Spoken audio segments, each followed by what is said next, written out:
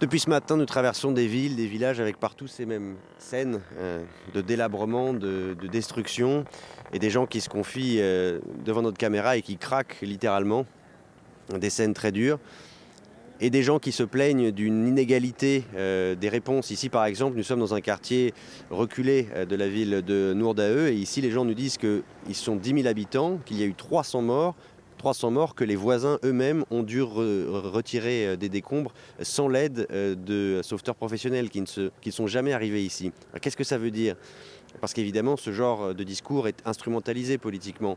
Ça ne veut pas dire, on ne peut pas croire que ce faubourg ait été intentionnellement écarté des réponses par le gouvernement. Ça dit juste que l'ampleur des dégâts est telle que tout le monde n'a pas pu bénéficier de la même réponse. Mais avoir dit ça, ça ne veut pas dire qu'il n'y a pas eu de problème. Et du côté de ceux qui soutiennent le gouvernement, on en vient parfois à accuser ceux qui constatent juste ces problèmes de vouloir diviser la nation et d'être des traîtres à la patrie.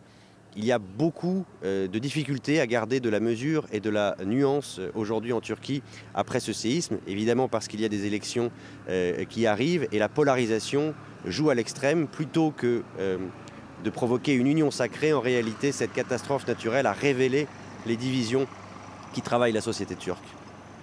Et illustration